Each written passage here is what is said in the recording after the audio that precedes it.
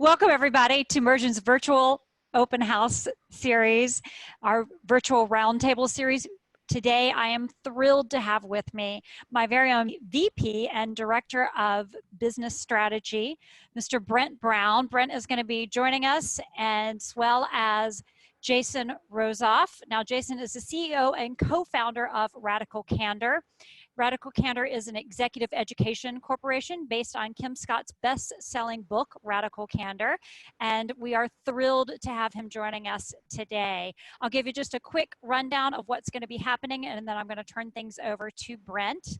He is going to give us a brief overview of Mursion for those of you that are brand new to us. Jason is going to present some key concepts for practicing radical candor in the workplace.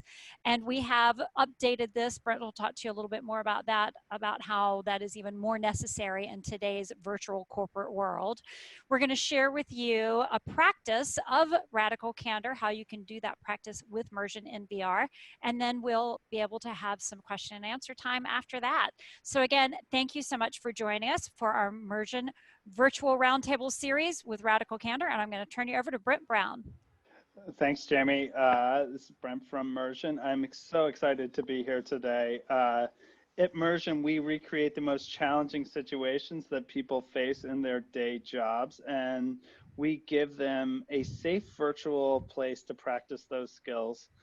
And I can think of no more requested difficult situation that many leaders face than when they have to give tough feedback to a colleague, a peer, their manager, etc. And feedback can also be a major hindrance in engagement and inclusion and belonging in the workforce. In fact, there was an interesting study that McKinsey put out a while back that showed that when it comes to women's advancements in their career, they tend to get less feedback about their performance than their male counterparts, regardless of who their manager is. And I think this is just, it goes to the importance and really one of the reasons why I just think it's so important that we focus on arming our leaders with the skills to be able to provide feedback, because feedback is a gift if it's done well. It's not a gift if it's delivered without empathy. It's not a gift if it's done in a way that makes people feel that it puts them down and puts them in their place and things of that nature. It is a gift when when it's authentic, when it focuses on the right thing, and when it's done in a spirit that makes people feel like they are part of that reflection process and then growing. So we learned about Radical Candor a few years back. We think it is a fantastic model for providing feedback, and we think Mursion's a great tool for practicing it. So we're gonna hear about this partnership today and learn about the model. Next slide, please. Real quick, what Mursion does, I mentioned that we replicate conversations for authentic practice. The way that we're able to do that is by blending artificial intelligence with human intelligence. So there is a live human on the back end of our simulation. So learners come in and they interact in a safe virtual environment with avatars that won't hurt them, and they won't hurt the learners either. So it feels safe, it feels authentic. Learners can really put themselves out there, suspend their disbelief, practice, make mistakes, and get feedback. And we know that practice makes permanent. And research has shown that just 4 short practice sessions in Mursion's platforms help people get better. And so we think if you really want to master a skill like how to be radically candid in your feedback, coming into a safe practice zone like Mursion is one great way to get better at something fast. So without further ado, I'm going to turn things over to my partner, Jason, who's going to talk about Radical Candor and the importance of that framework, what it is, how it works, and how it can be practiced in a platform like Mursion. Thanks so much, Brent. Yeah, really excited to share a little bit about Radical Candor, and then to talk about the context of Radical Candor and the moment that we find ourselves in. I think the good news is that the framework is still really powerful and really useful, and a lot of the behaviors are also totally applicable. I do think it's helpful to situate this conversation in the context of, you know, the move to virtual, but especially the environment of uncertainty that we find ourselves in. So we're going to touch on all of that as we go through this conversation.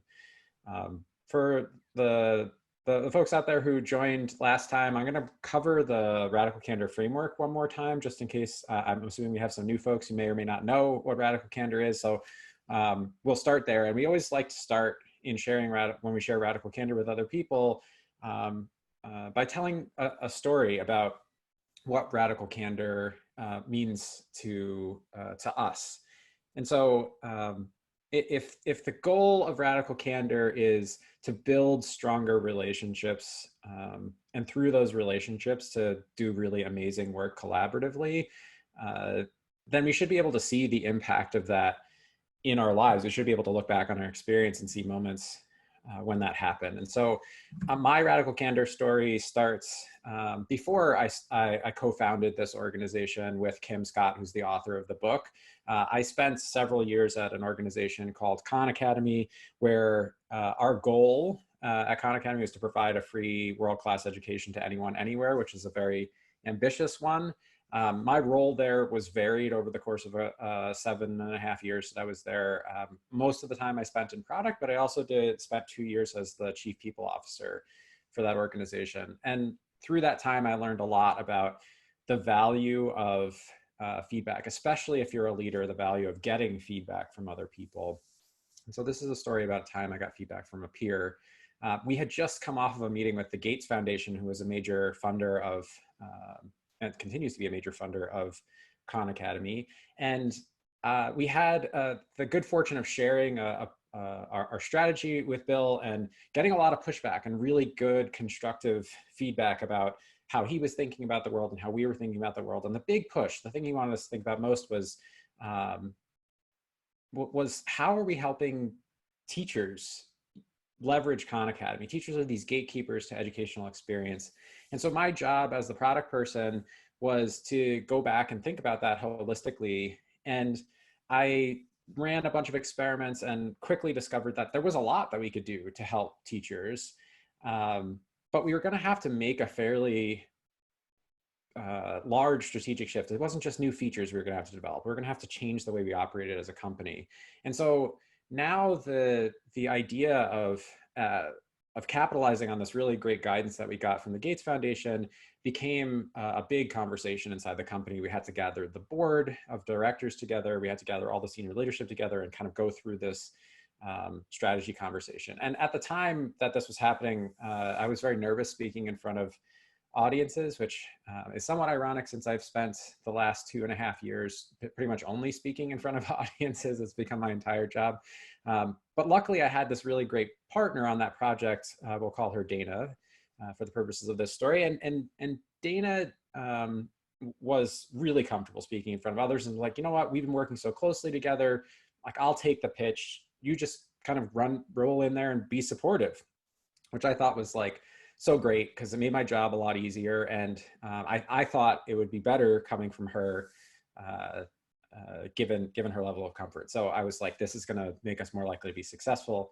So I walk into that meeting feeling like I have one job to do, which is just be super supportive to everything that's going on.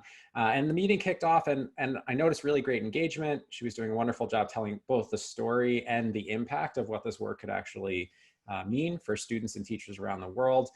And leaving, I felt like we had done a really great job.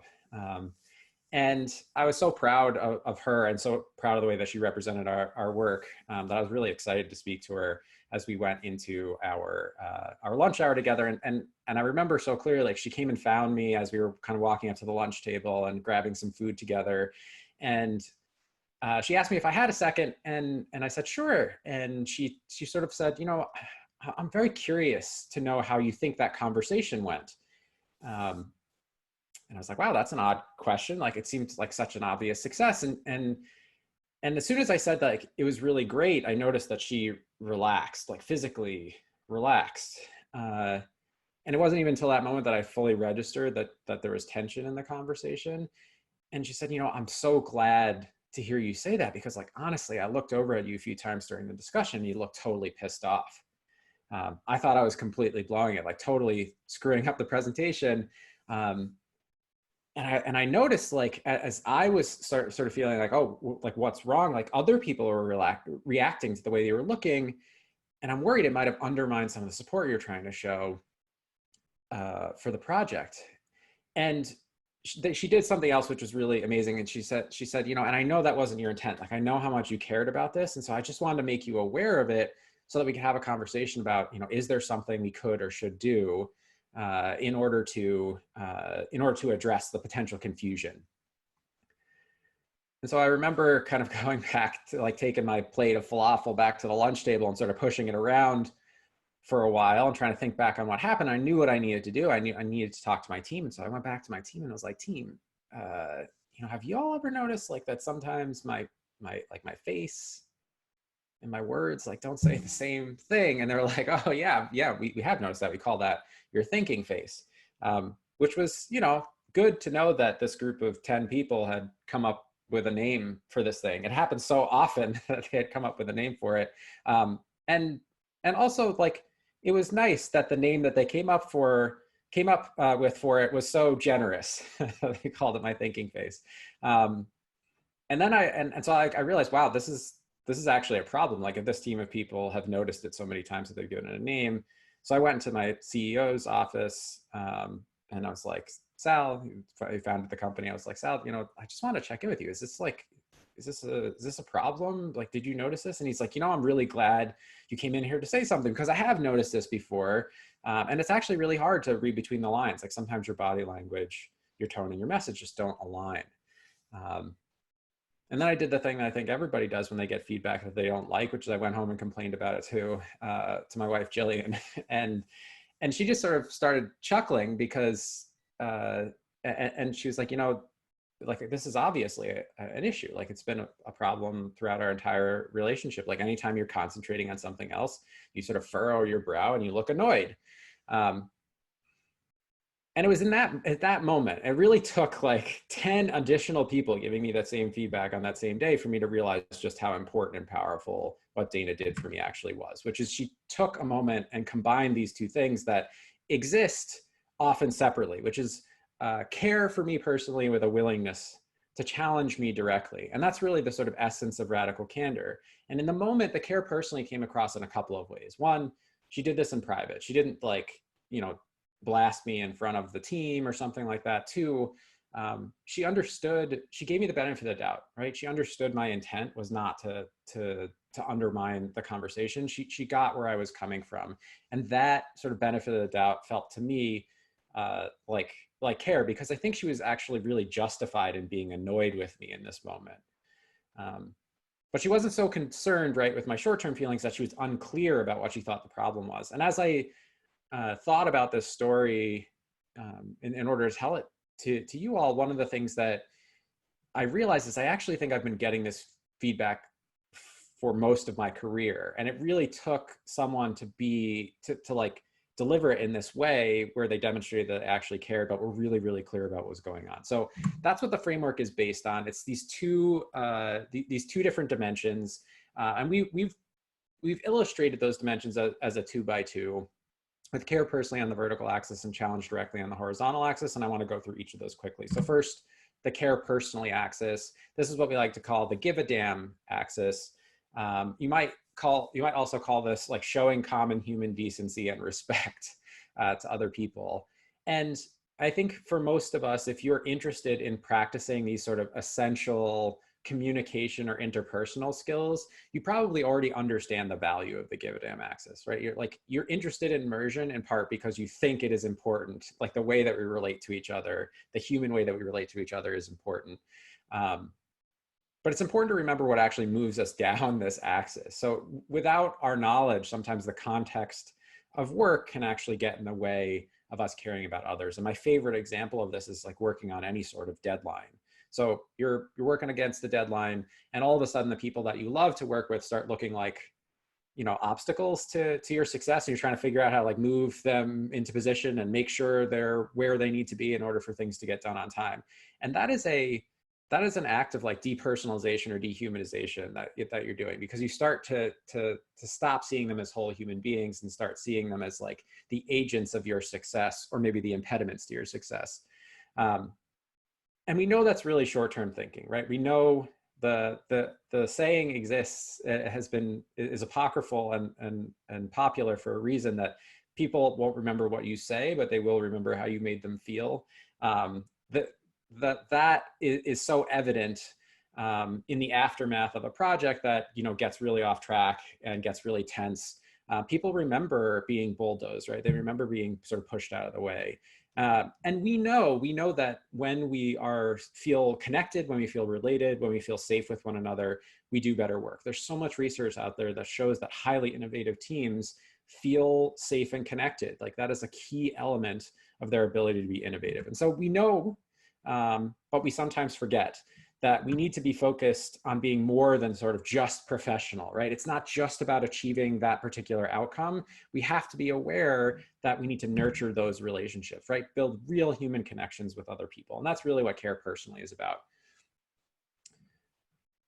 It'd be great to be able to stop there and say, like, you know, just love each other and everything will turn out fine. But I think the Beatles got it wrong, right? Love is not all you need.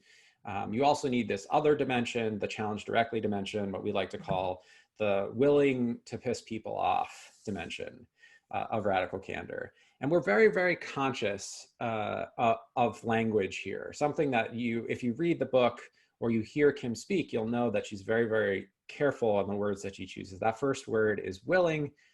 It is not trying. Very important distinction.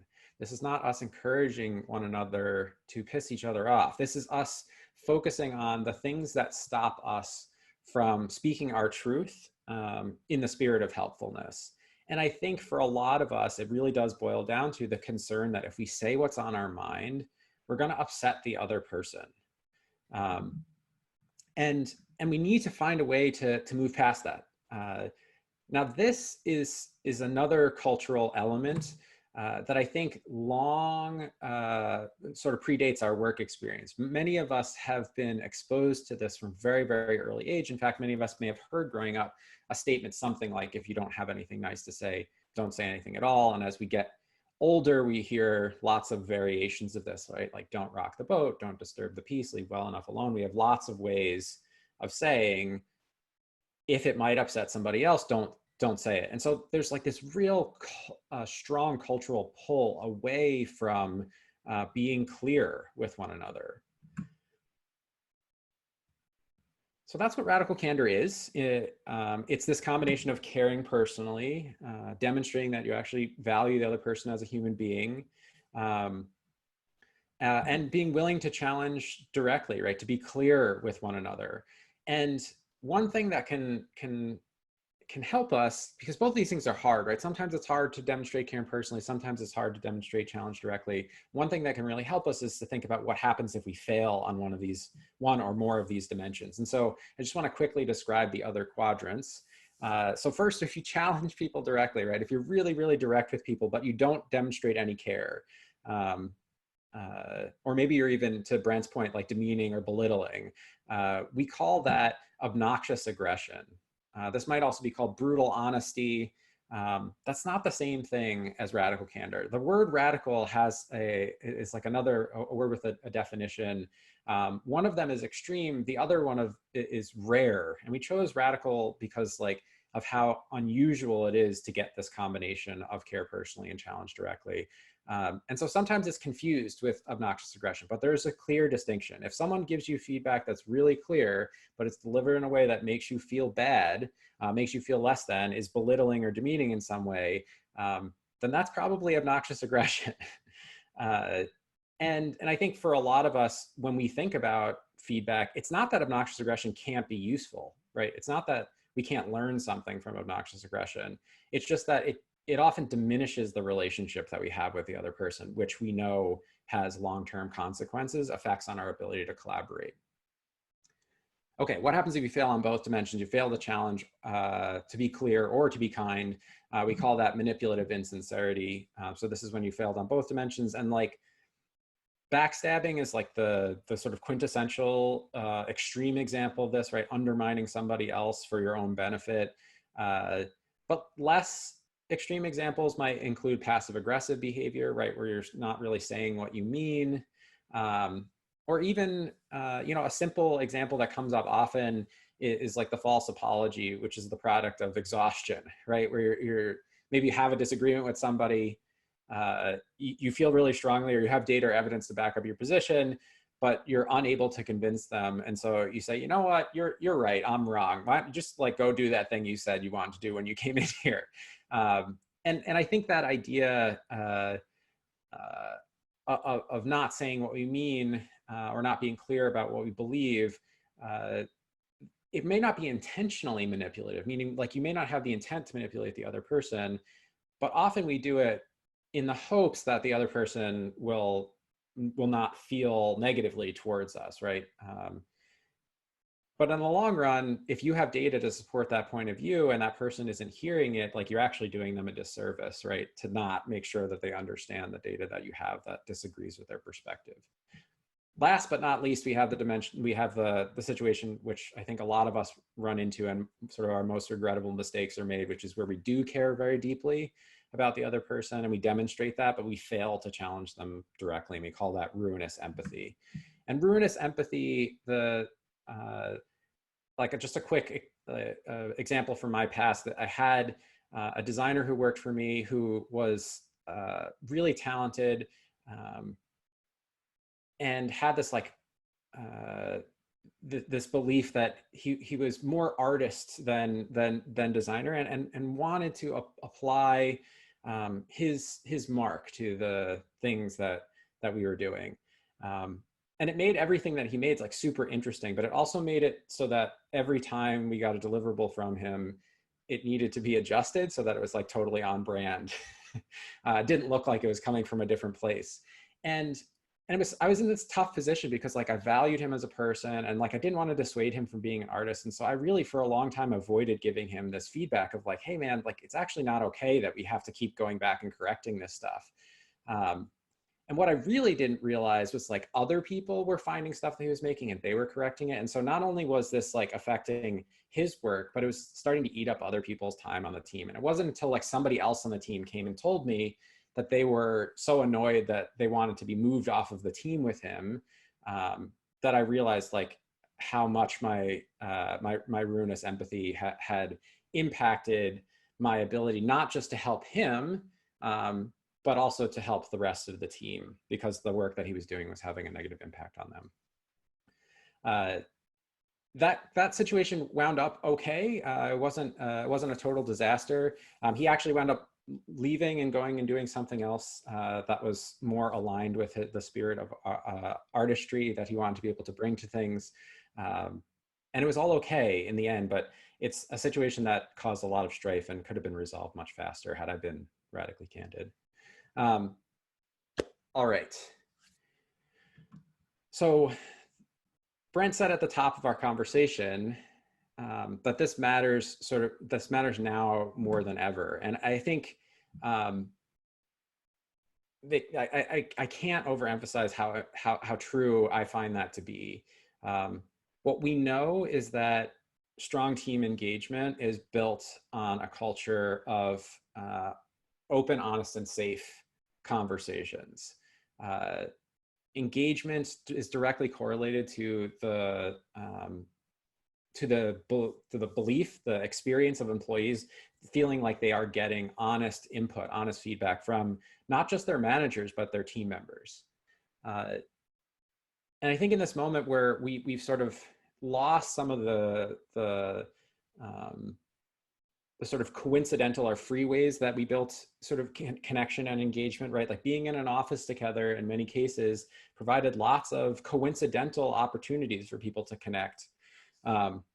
It made it easier to find a time to very quickly share a perspective with somebody else. That's gotten harder. Like it's provably, obviously harder in this moment, but it doesn't mean it's less important. And so I want to think of this, I want to sort of have think about the rest of this conversation of like how we apply this at work and why it's so important, from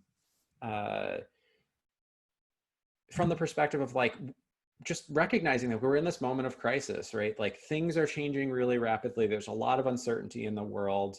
And so how do we think about radical candor in this moment?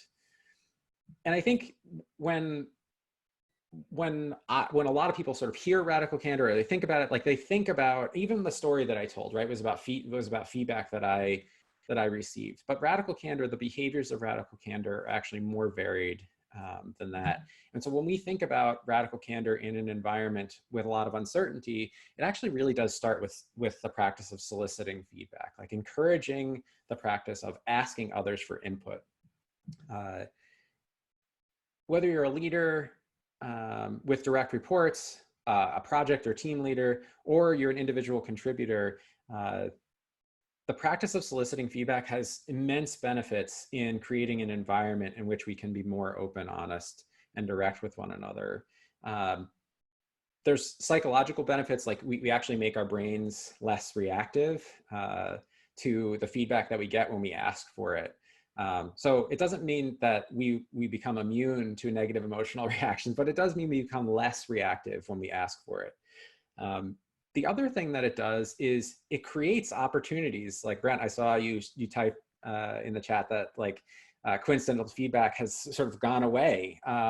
And that might be true. And so like it's actually very hard if the only opportunity you ever get to give someone feedback is when you seek them out to give it. And so the idea of like a practice of soliciting feedback means like you're going to create these touch points in which it's likely that someone's going to ask you if you have any input for them. And that lowers the stakes of those conversations. So I can't overemphasize how important the behavior of soliciting feedback actually is. We do need to practice giving it. And I think both praise and criticism need to be practiced more than they currently are.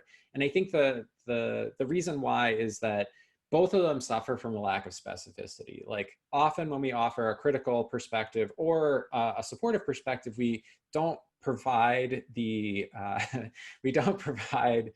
the key data that people actually need in order to respond, to like internalize that, use it in order to get better. And so we need to remember that that feedback and criticism are not synonyms.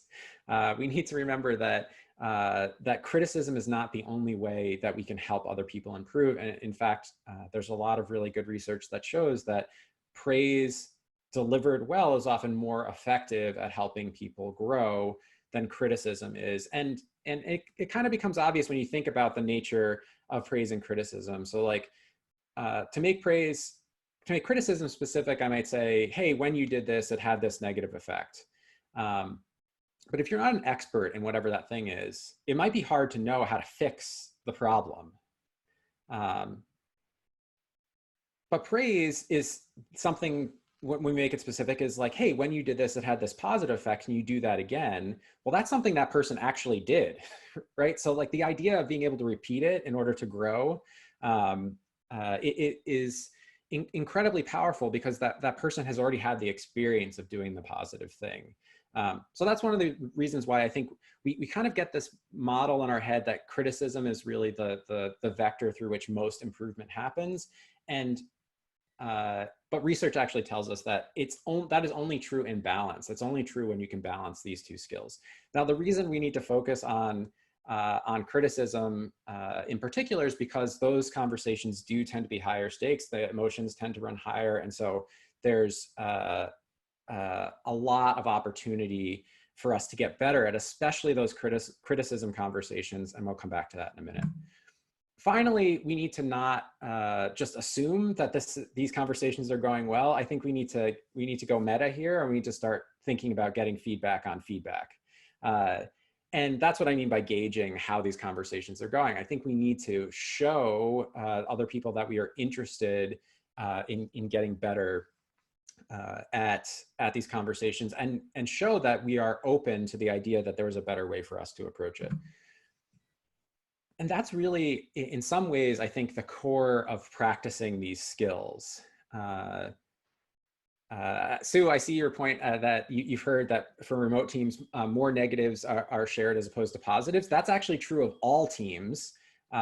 We are more likely to share, even though we're more afraid of it, we're more likely to share criticism. And when we surveyed our teams that we've done Radical Candor work with, it has been a universal that there is more criticism being shared than there is praise. And something that we like to say is like, even in this moment, it's probably the case that more is going right than is going wrong, which means that your ratio of praise to criticism, of recognizing the good things to recognizing the things that need to be fixed or corrected, should probably be greater than 1.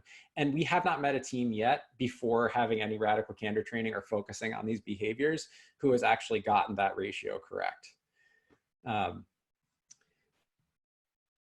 But it's really important, like, as we have these conversations, to recognize that it's not just about what we say, it's about how people are hearing what we say.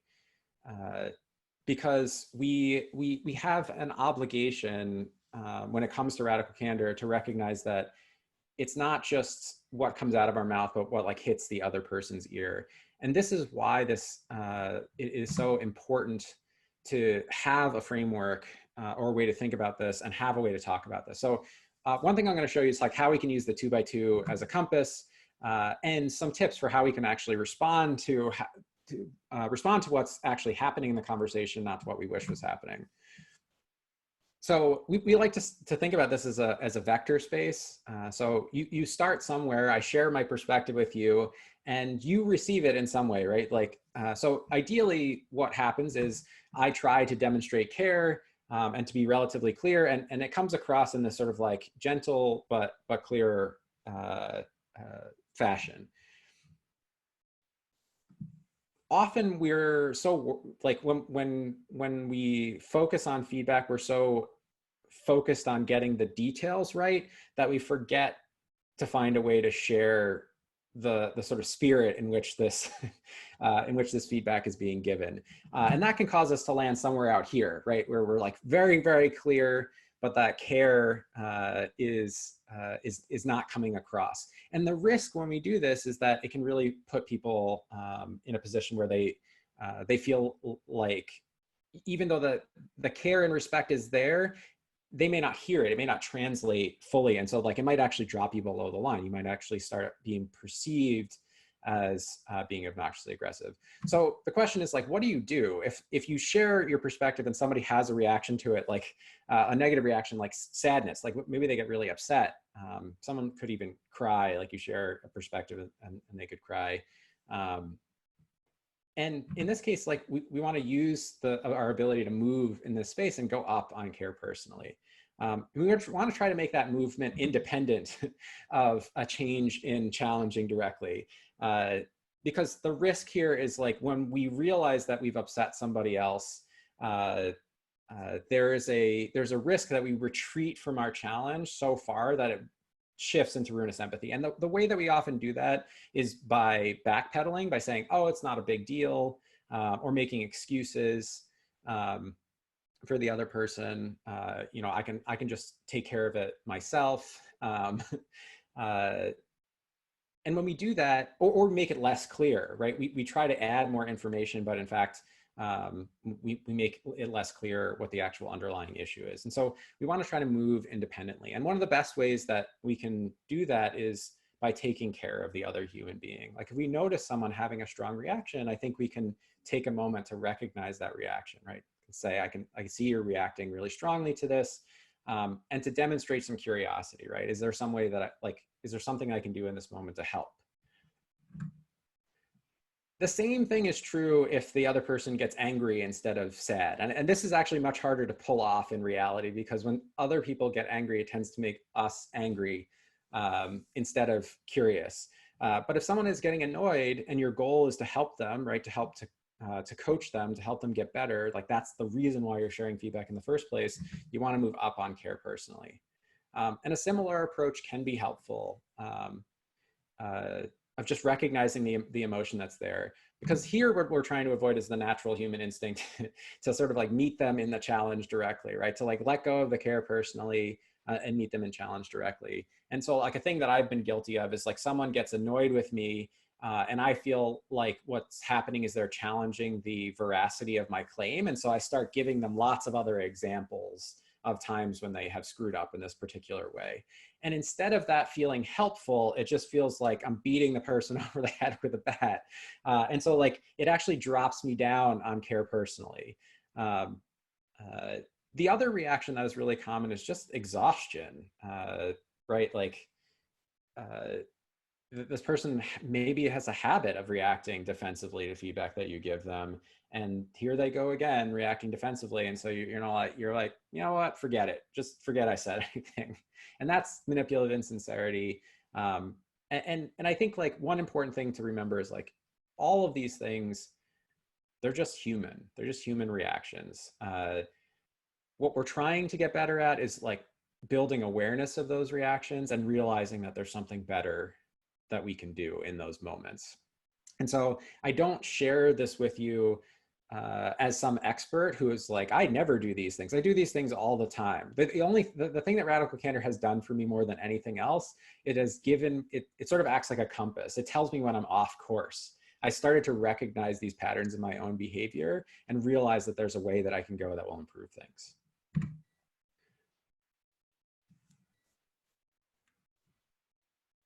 So there's this underlying theme here. I've said it multiple times, but I cannot overemphasize it, is that these conversations take practice. It is absolutely essential that we treat this as a skill in the same way that we treat being able to run some kind of business analysis, or being able to effectively deliver a presentation. Like these skills, that like, it is a skill and it requires practice.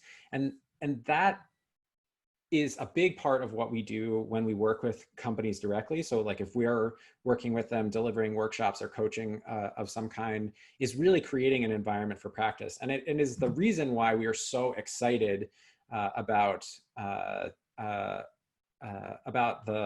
partnership with Mursion. So the idea of, for us, this question comes up all the time, is like, how do we make it safe for people to practice this?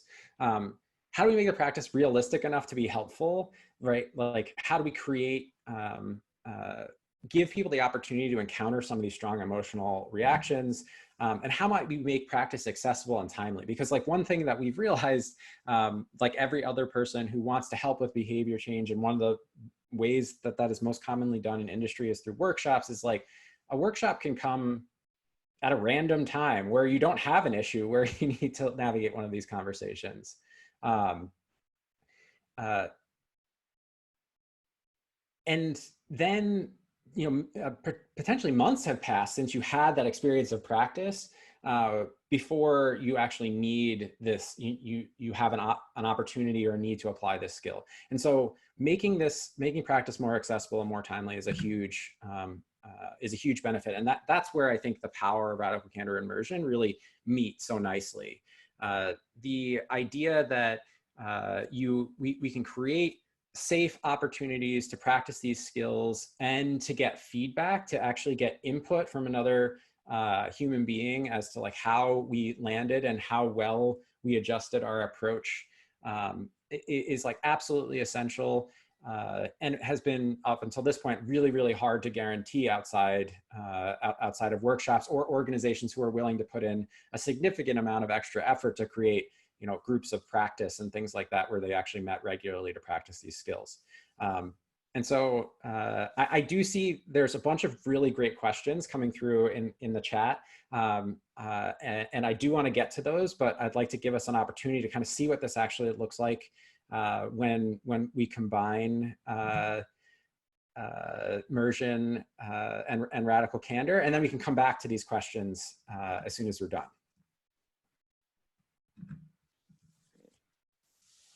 Brent. All right. Take it away. Thanks, Jason. That was awesome. Every time I hear you talk about this, I come away with more, and that was really great. It's very insightful, and I agree. that the timing now in the world that we're living in, these skills are more important than ever. So we're going to try a simulation. Again, just a reminder for those out there, what you're going to be witnessing is an immersive experience. It's virtual reality is not in the goggles. We can do it in the goggles, but today we're just doing it in 2D. I'm actually going to be the guinea pig. There's a lot of people on, but we welcome you to reach out and schedule a time where you can actually go in and experience this in a hands-on. So I'm going to practice radical candor with a colleague of mine, a direct report, who has recently given a presentation that didn't quite hit the mark. So we're gonna move into it, but just a reminder, what you'll be experiencing, I'll be interacting with a host avatar who's gonna guide me through an avatar, a colleague of mine who I have to give feedback to. Those will be powered by a real human on Mursion's end, but I'll be interacting with avatars. So, okay, let's get started here. The situation is basically there was a virtual presentation that a colleague of mine gave, and she struggled to really connect with the audience, to interact with them and involve them in her presentation. And I noticed that a lot of people were disengaged during her talk. So I now have to bring her in and provide. I don't have the luxury of coincidental feedback, as Jason talked about. This is a scheduled meeting, and I'm going to have to give her some feedback, and hopefully I do it in a way that demonstrates that I care for her personally and that I'm challenging her directly. So I'm going to turn it over to Bennett Reed, the host avatar, who's going to guide us through the simulation today. So hey, Bennett. Hello there. Can you see and hear me okay? Yep. Perfect. So thanks for doing the simulation, Brent. What's going to happen is I'll share that slide with you again. I'll read through it, and then I'll see if you have any questions, okay? Perfect. Great. So Linda gave her first presentation a few days ago to senior colleagues. You, her boss, noticed they were looking at their phones. While Linda's presentation had strong content, her delivery was disorganized. You're having a weekly one-on-one meeting with her, and you'll be practicing radical candor, caring personally while challenging directly to set her up for success for her next presentation in 2 weeks. The desired outcome is to motivate Linda to embrace the opportunity to improve, agree on concrete next steps towards course correction. You can use the principles of radical candor. Listen with the intent to understand, not just to respond. Commit to being kind, clear, specific, and sincere. Be humble and state your intention to be helpful. Be present for emotional reactions, but don't try to control them. Do you have any questions about any of that? No, I got it. Thank you so much, Bennett. Okay, perfect. So Brent, what'll happen next is Linda will appear before you, and at any time you can say pause or end simulation. At that time I'll return and we can reflect on your experience and check in. Okay? Great. Great, thank you.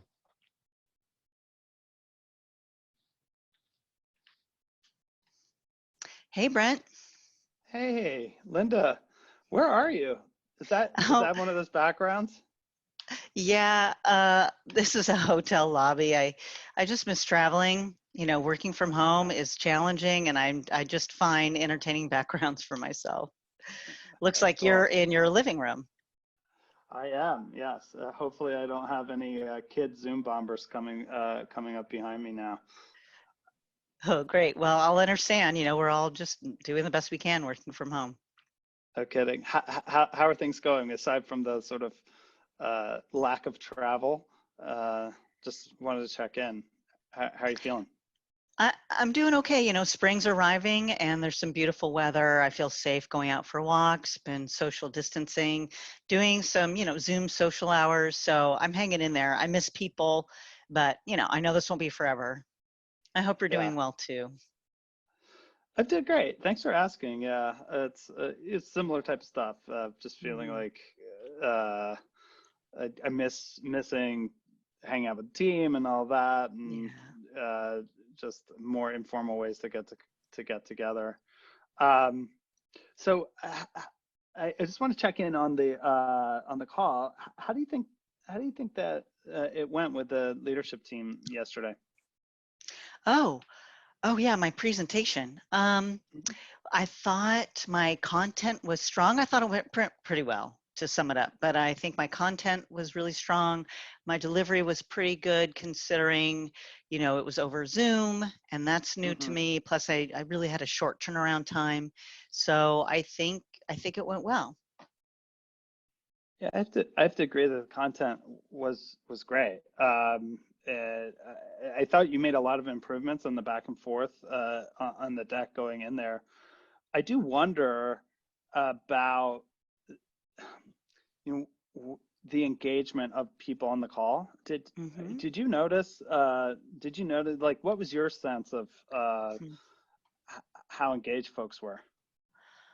Well, I noticed, Brent, now that you mention it, that some people were on their phones. I'm new to this company. I don't know if that's part of the culture, that it's acceptable for people to multitask, but seeing that, you know, made me nervous sometimes. So I know I talked a little bit faster. Plus really trying to figure out how exactly to connect with people looking at the camera. So I thought that was a challenge. Well, I don't think it was like that the whole time. At the end, there was a fair amount of interaction when you got to the question and answer part, where you were sort of intentionally engaging them. Did you notice a sort of shift when you started to ask them more questions there? Yes, now that you bring that up, I do recall that people were more engaged at that part of the presentation. Yeah. So, you know, I think it's difficult. You know, it's tough in these times with the Zoom calls to gauge everyone's interactions, and it's difficult to do this. But I think you could have brought in some of what you did towards the end of the presentation earlier, to more actively seek input, to pause and check for understanding as you were going along. Because what I noticed is that they were pretty disengaged, and I wonder if you had paused more and waited and asked explicitly for their input, whether they may have become more engaged. What are your thoughts about that? Well, I didn't think of that. Brent, I'm supposed to give another presentation in a couple of weeks to more senior leaders. Are you saying I'm not ready? No. I think you're highly capable. I think you already demonstrated that you could do it because you did it at the end. Okay. I do think, and I notice you're upset. And it's tough to, like, you put yourself out there. You put a lot of hard work into this. I think presentation skills are something that people just they work on their whole life.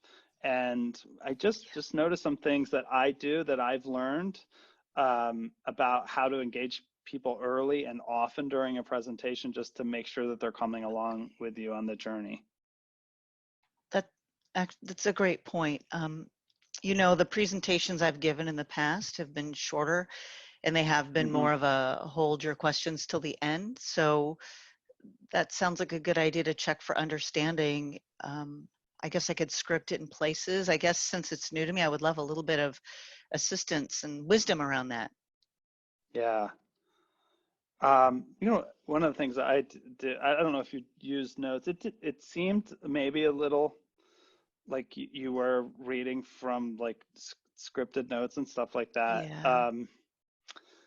One of the things that I've done is I actually took a course on public speaking, and one of the things that they taught me was to just write, pause, and ask a question, starting sometimes each slide or something like that with a question. So why, it also starts to trigger for your audience. Okay, so what is she talking about? What's the big idea here? And then just building in those questions, just forcing yourself to stop. And in Zoom, you have to, if you have to pause in a room a second to say like, hey, just want to make sure that this isn't going over your head here. So, are people capturing this or have any questions or input for me here? Sometimes it's setting it up at the beginning, like, hey, I have some formal I have some slides prepared that please interrupt me, like giving them permission to get off their phones and get into interacting with them.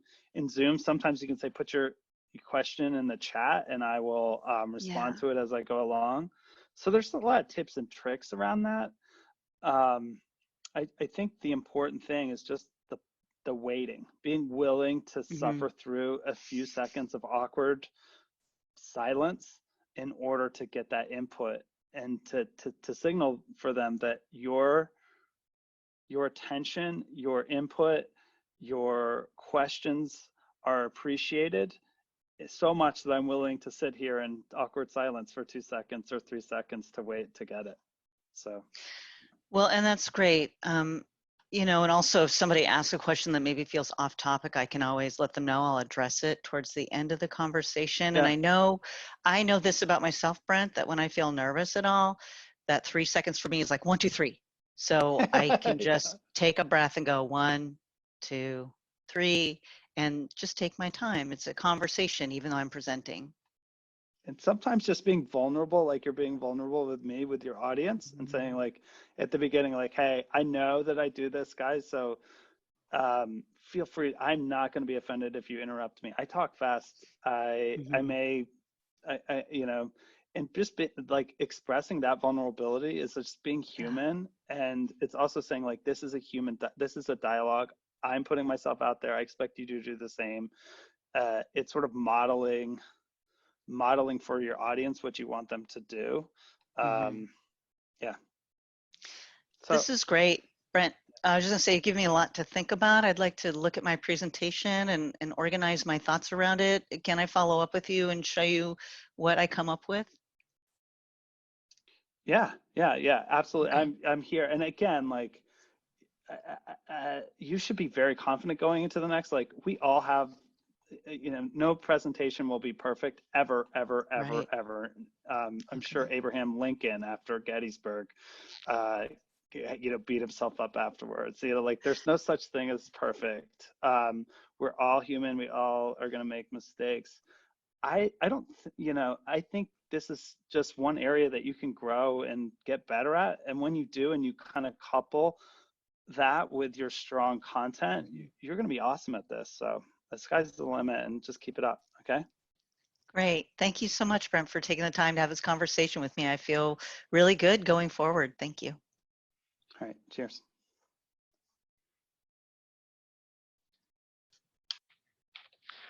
Great. Brent, can I ask you a couple of reflection questions? Yes.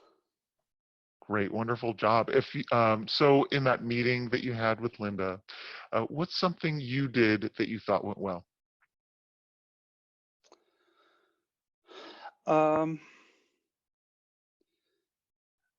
of the things I heard in Jason's thing was that the importance of balancing the praise without being ruinous with and using it to get her to self-reflect and to build her confidence. So how I approached that was to talk about a part of her presentation where she did do the thing that we were hoping she did more of better, and to get her to, I was trying to get her to kind of reflect on what was happening differently in terms of her audience when she was doing that. Without doing like that, I don't know, the feedback sandwich thing that just feels like so cheesy. Like, hey, I'm going to tell you something you did really good, and then I'm going to beat you over the head with something that you need to be constructive about. So I wanted it to be more natural and interactive in how I balanced that praise and feedback, and I thought I did okay at that, or at least I hope. I think my attention came off the right way in that. Anyway. Yes, absolutely. And you were able, one thing I noticed as well is that Linda got pretty upset, and you were able to be there for her through her being upset, you know, help her understand that you're there. You have a relationship with her. You're an ally. You're going to help her, that she's not, say, going to be punished by not doing any more presentations, but you're going to help her be a much more strong performer. That's great. Yeah. And then the second question is, if you were going to do it again, what's something you might do differently? I don't know if I stayed with her long enough in that moment there or not. I think I got through it. I mean, obviously she came around.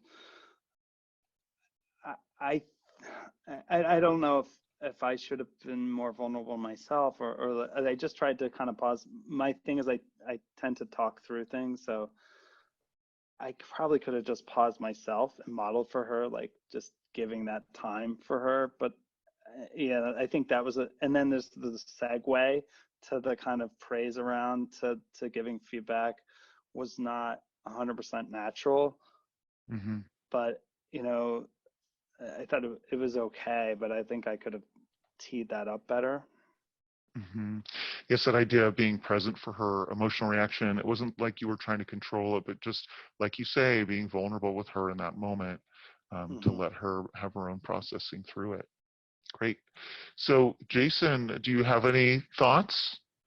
Yeah, I honestly I have a question. I think like I thought the interaction was great, and I wonder if there was an opportunity to actually front load some of that, like that thinking of just like, hey, I actually thought it went really, really well. Here's what I thought went well, and I did notice a thing or two that could go better. But let's start by getting your perspective. I wonder what would have happened. You know, she may have asked for your perspective first. She may have offered her perspective. But I think like one thing that I noticed is just the uh, the intention, like your intent to be helpful, like what you were helping her get to might have been clearer if you said up front, like, you know, I know you've got an upcoming presentation. I think this one went really well. There's a couple areas I think could be improved. Let's start with your perspective, and then we can have a discussion about it. Like there's Yeah. front loading that might have helped sort of set up the conversation and not necessarily avoid it, but anyway, that's a curiosity I have, and something I've seen work well. Yeah, I definitely felt that like just setting a sort of kind of roadmap, if you will, or Yep. sort of like the guide, like, you know, this better, because then I think I could have minimized some of the emotional reaction to the feedback.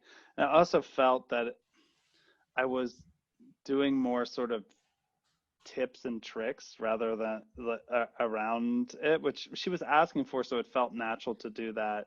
But having her sort of, I was trying to get there. We did ask some questions like, what do you think went well, or, you know, did you Yep. notice? I was trying to get her to think about the end user of her presentation, but I probably could have teed that up better for sure. I think it. I mean, honestly, I think it went pretty well. Like what I'm talking about would be small adjustments to what you did, and so my belief is like the the end of the conversation is like where the proof is, right? Where she said, you know, I'm going to go and reflect on this, and I'll come back to you with some ideas for how it could get better. I mean, like that's pretty much an ideal outcome. So it's great. Awesome, thank you. Great. And I just want to interject. We have about 2 minutes left, so I just wanted to make note of the time. Yeah, Oh, we thanks. should shift gears and talk about the partnership, and then take any Sure. questions from the group. Jason and I are willing to stay on. We booked some time after this, so if you want to learn more, to dig into this, please do reach out. Absolutely. Yeah, I'm just absolutely. going to interject for a moment here, Jason and Brent. First off, thank you so very much to the two of you.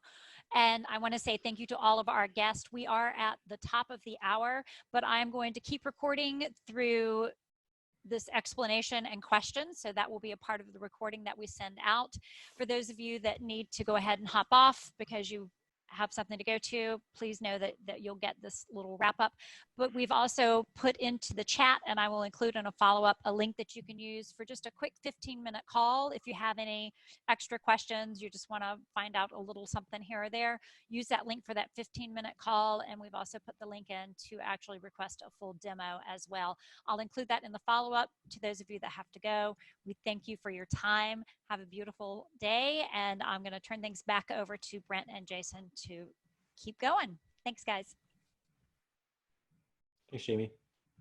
Great. So So we're really excited.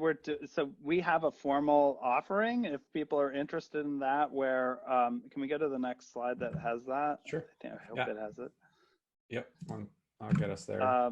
This is something we're thrilled about. Mursion, as if you've been going to these roundtables, you know, we stick to our swim lane and designing and delivering highly effective immersive simulations. But what we don't do is the sort of very, very important part of the front of the learning process. And we're just thrilled to have this partnership where we think we've put together a pretty powerful 1-2 punch here in terms of great content and workshops and webinars and things that we can do for you, but also highly immersive practice sessions that would come afterwards. Yeah, absolutely. I think something that it was sort of magical when we first started talking about this, because like it was the thing that I said up top that it was just so hard to do, is like provide this opportunity for deep practice after people have been introduced to the concepts. And so I think there is like a really, we're in like this really sweet spot where not only can the concepts you sort of be refreshed through practice, but the actual behaviors can be positively reinforced through practice. And that's a thing that I think is often reserved to like one-on-one coaching, whereas this is something that actually could scale to an entire team who wants to start implementing these behaviors, which is really exciting. Cool. Group, if we want to open it up, Jamie, do you think it's possible to allow people to talk since there's about 20 or so folks left? Yeah. Otherwise, feel free to just put your I am questions happy to do into that. the chat. I tell you what, if you'll do me a favor, folks, I'll go ahead and pop you over to panelist. Feel free to turn on your microphones. And if you need to hop off, you can do that. If not, that's fine. We're just going to move you over there. And if you have a question and you're not able, like I know we have somebody on through phone, feel free to put in the chat any questions that you have. And while I am doing that, how about we loop back? I know Erica was asking if there's any sort of certification with Radical Candor. Yeah, great question. Not today, although this is something that in the world of everyone is remote that we are thinking about and starting to experiment with a little bit. So if you want to stay on top of all of the neat like Radical Candor specific stuff, if you head over to our website, radicalcandor.com, and sign up for our mailing list, I can also send you a link directly to that in just a second. That's where we'll be announcing some new offerings that might include something like a certification. We're actually doing a pilot program for coaches where we're trying to like build in some continuing education credits, and so more to come. And you do have the train the trainer for L&D teams that want to sort of insource the capacity to do this, right? Yeah. Correct. Yeah. If your company is interested in like introducing Radical Candor and upskilling its facilitators to be able to facilitate this with people, that is something that we do today. Awesome. Great. Any other questions from the group? Other questions. Yeah, I'm going to scoop back up here because I know that we had a few. One question that I saw, there was a couple of questions about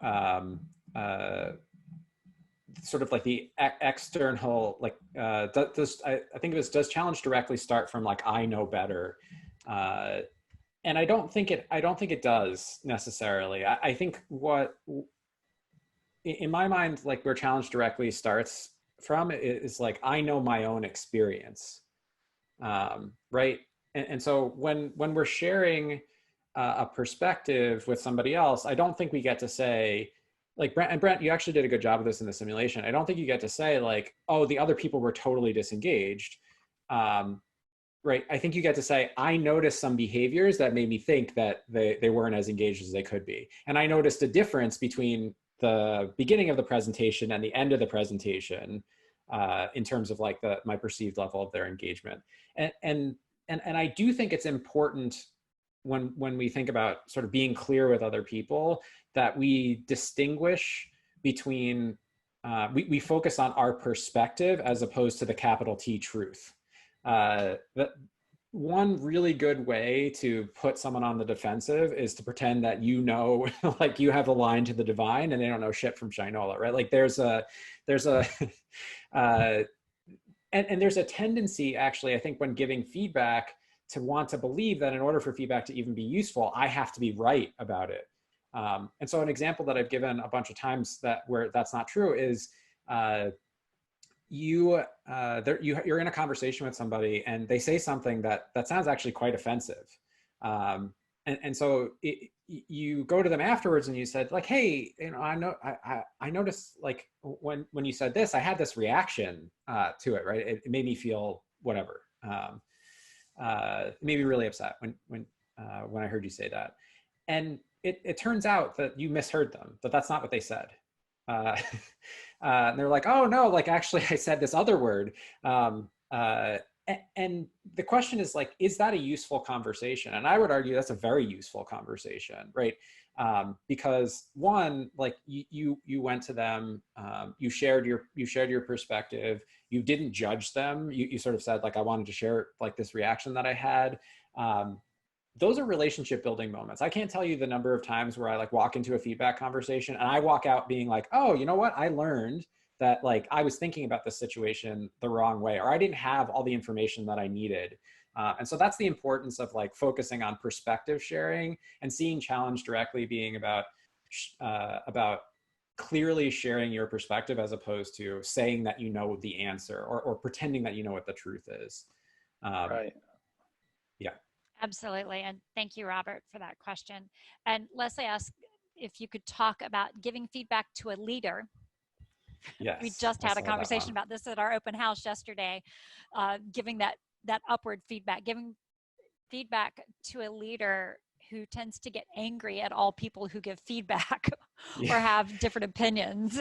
And then the leader blames or attacks that person that's trying to give that feedback, which is tricky. Yeah. It is really tricky. I will say that regardless of a person's position in the organization, if I know that someone is super defensive, I actually go back to that sort of like order of operations and say like, have I been vulnerable with them? Have I opened myself up to feedback with them? Have I gotten their perspective on my performance or like our relationship? Have I focused on the good stuff? Have I ever had a conversation with this person where I was like, you know what, you're really good. Like this thing that you do is really good. And if I haven't, like, I see those as sort of like relational building blocks where like radical candor is possible. Like we can have radically candid conversations, but we don't have to jump all the way to criticism. And this is not like a formula that every time you apply it, it's guaranteed to work, but it is sort of recognizing that, hey, if the entire content of our relationship is like me occasionally driving by your office and criticizing you for something that you're not doing well enough, like like I could probably do something about that. Like I could probably adjust the tone of that relationship by taking a different tack and taking a moment to step back and actually say like, have we had an honest conversation about how I could be doing more to help support you? Have I ever recognized the things that you do that are going well? All of that said, I think this point of like perspective sharing, I think there was, I think Christina actually made a really good point earlier of just saying like, sometimes we like over formalize feedback. And if we simplify it to like, hey, I noticed this, I'm just kind of curious about it, right? Did you feel the same? Like I noticed that, you know, during that meeting, you know, it seemed to me, it felt like it was getting really heated. I'm curious, did you have the same experience? Like, did you feel the same way? That is a really interesting entry point into a conversation where like you're not withholding your perspective, but you're not even focusing on it, right? The conversation is about like, hey, help me understand how you experience that. And I think like for people who are typically defensive, it is very disarming to focus on their experience and their perspective.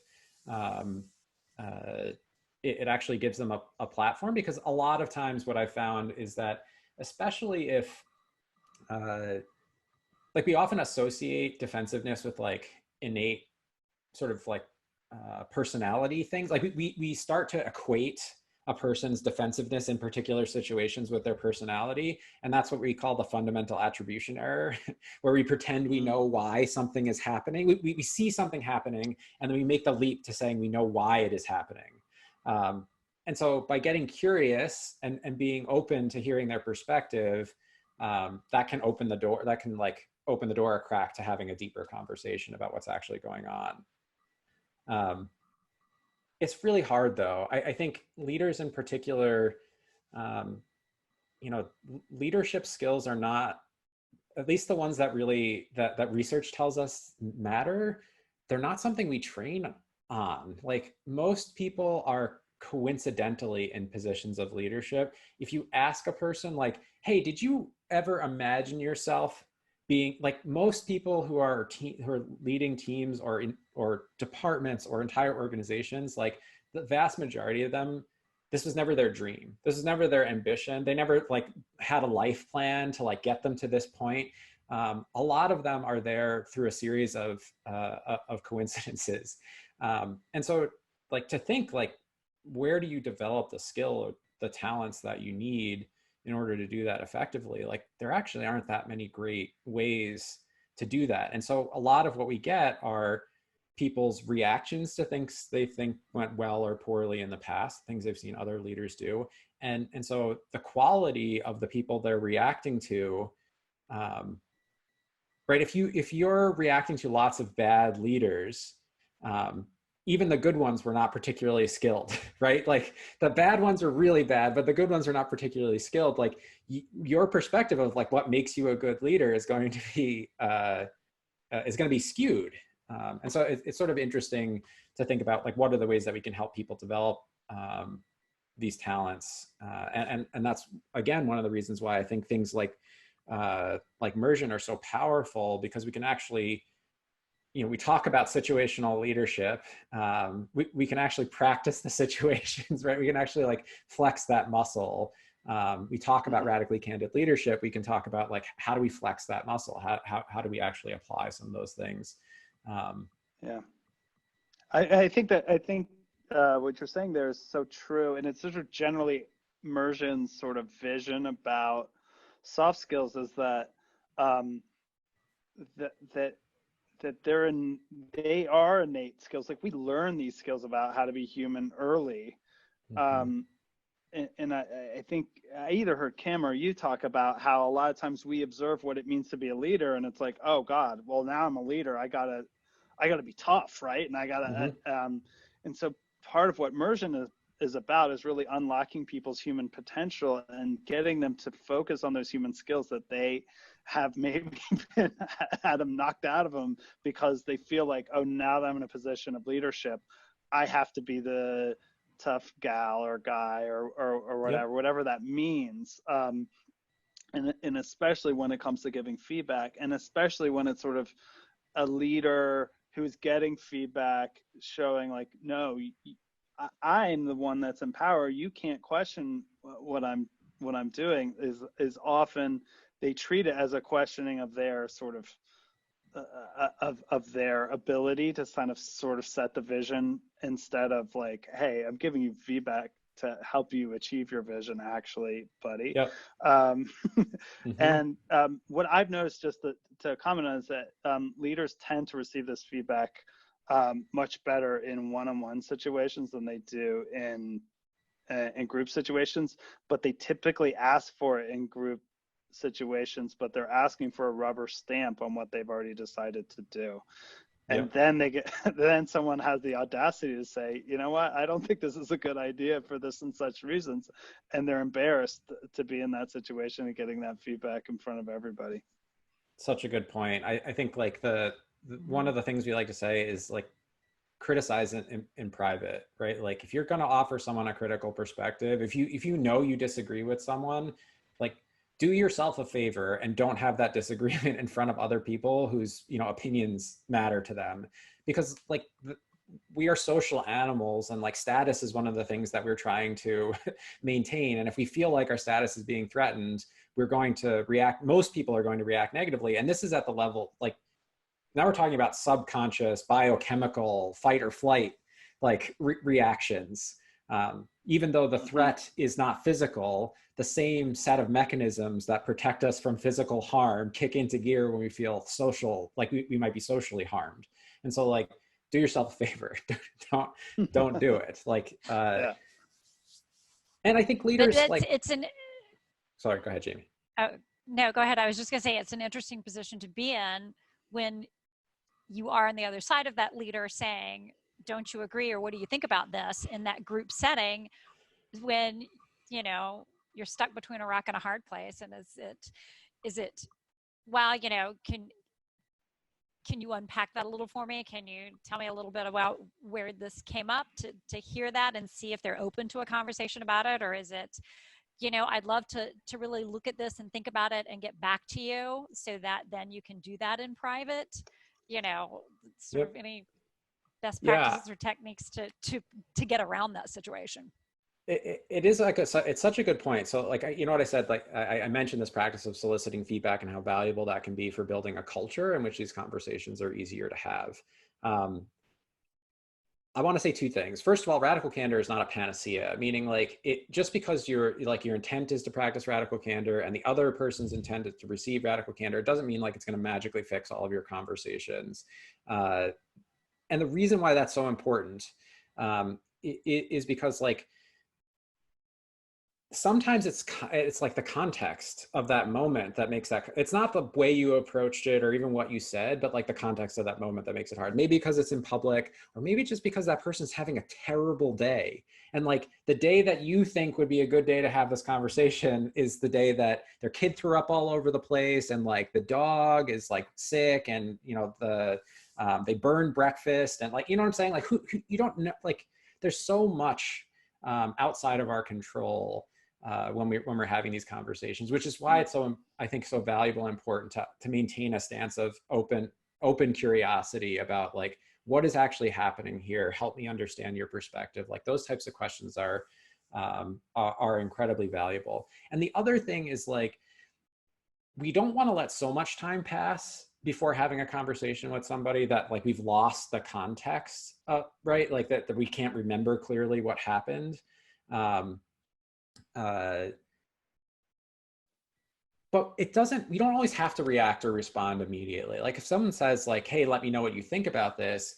I've never had someone get mad when I said like, actually, I need to think about that a little bit. Could I get back to you in an hour? You know, could I talk to you later today or tomorrow about it? Like no one's ever said, you're a terrible person for asking for extra time to like be thoughtful about, you know, I just asked you this question and you want an opportunity to be thoughtful about it. I think we need to give ourselves permission sometimes to like give ourselves some space for that. So yeah, I think it's like, I think asking for what we need in these situations is often met with support as opposed to like someone putting you on the spot. I did see June asked me like, what would I say now to my artistic